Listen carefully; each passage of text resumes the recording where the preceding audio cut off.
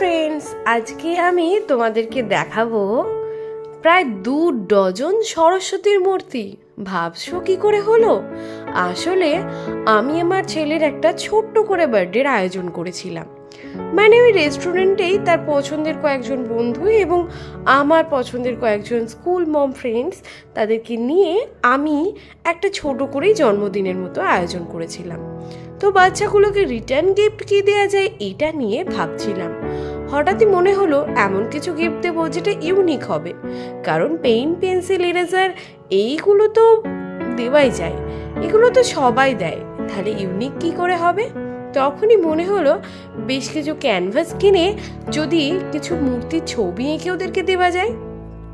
এরপর মাথায় এলো যে কোনো ছবি আঁকা যেতেই পারে, কিন্তু যদি সবাই বলে ওরটা ভালো হয়েছে আমারটা নয়, বাচ্চাদের মন তো বেশি আঘাত দিলে ওই ছোট্ট মন সহজেই ভেঙে যায়।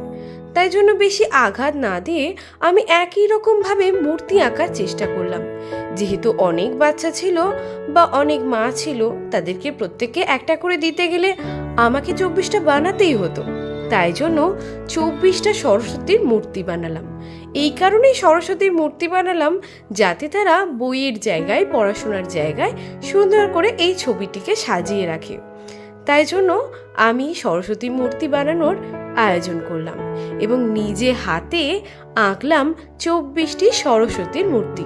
প্রায় একই রকম দেখতে, তাও একটু এদিক ওদিক চেঞ্জ হতে পারে, তবে একই রকমভাবেই আমি সবগুলো আঁকার চেষ্টা করলাম এবং লাস্টে নিজের নাম খোদাই করতে ভুললাম না, কারণ মেমোরি হিসাবে তাদের যে অন্তরা আন্টি তাদেরকে দিতে চেয়েছে এটাও তাদের যাতে মেমোরিতে থাকে, সেই জন্য নিজের নামটা লিখলাম এবং সকলকে সুন্দরভাবে প্যাকিং করে দিয়ে দিলাম এই সুন্দর রিটার্ন গিফট।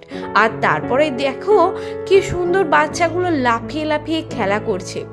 রিটার্ন গিফটটা পেয়ে তারা সেই মুহূর্তে খুশি হয়নি, তবে বাড়ি গিয়ে এটা মেমোরিজ হিসাবে যে সাজিয়ে রাখবে এইটা আমি জানি, অবশ্যই তারা এটা করবে।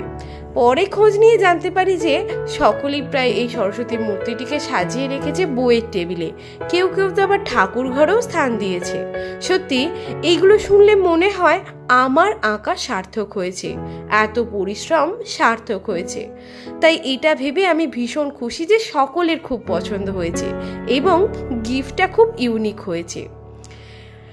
আজকে শোনালাম আমার এই 24টা সরস্বতী মূর্তি আঁকার গল্প।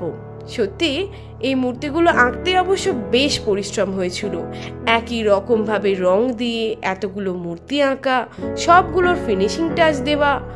তবে